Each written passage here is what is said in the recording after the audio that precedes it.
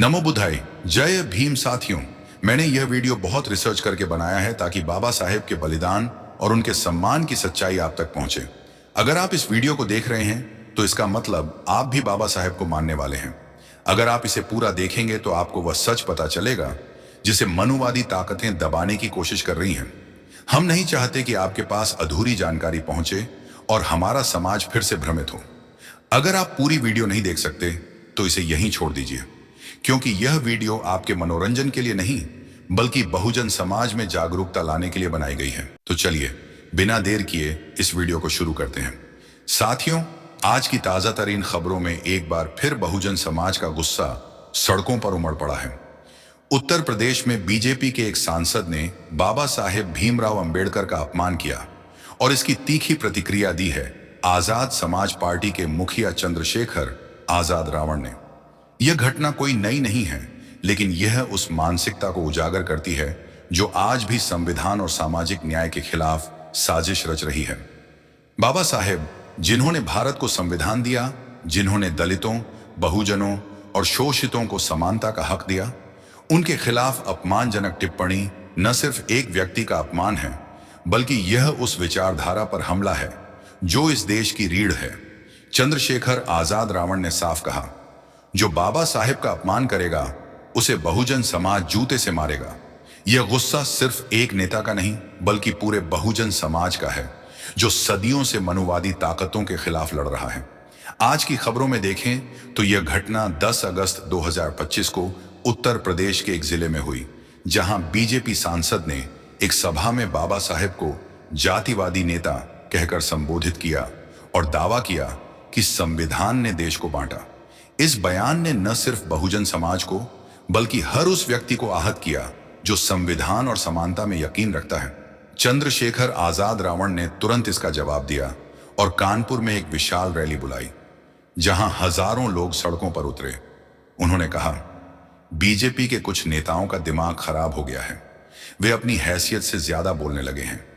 बाबा साहेब का अपमान करने वालों को बहुजन समाज कभी माफ नहीं करेगा। बाबा साहेब ने संविधान देकर हमें वह ढाल दी जो हर भारतीय को बराबरी का हक देती है, लेकिन आज सरकारी नीतियां और मनुवादी सोच इस ढाल को कमजोर करने की कोशिश कर रही हैं। हाल ही में अगस्त 2025 में ह्यूमन राइट्स वॉच की रिपोर्ट ने बताया कि भारत में दलितों और ओबीसी पर हिंसा 20% बढ़ी है।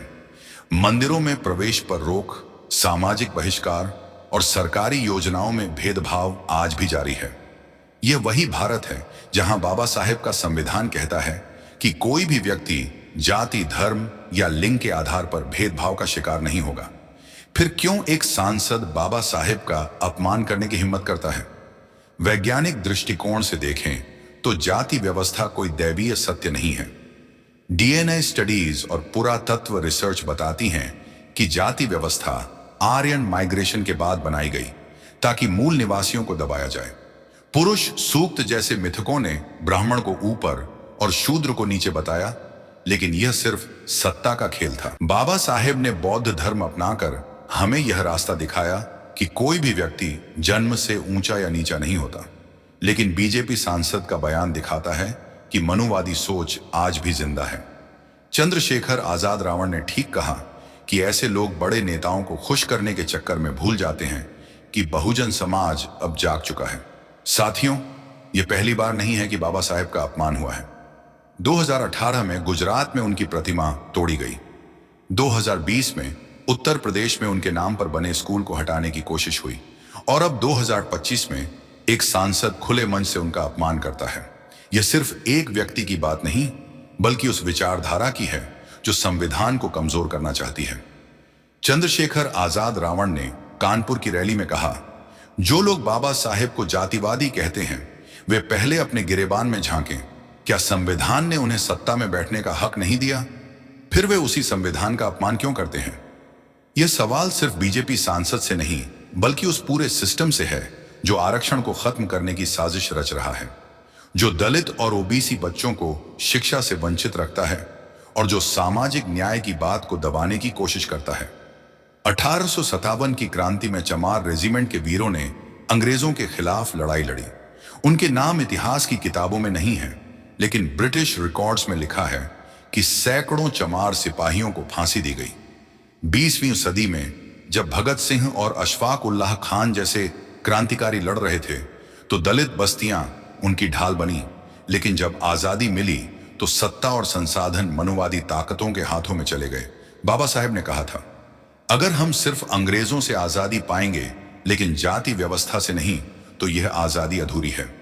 आज भी यह अधूरी आजादी दिखती है जब एक सांसद बाबा साहेब का अपमान करता है और सरकार चुप रहती है।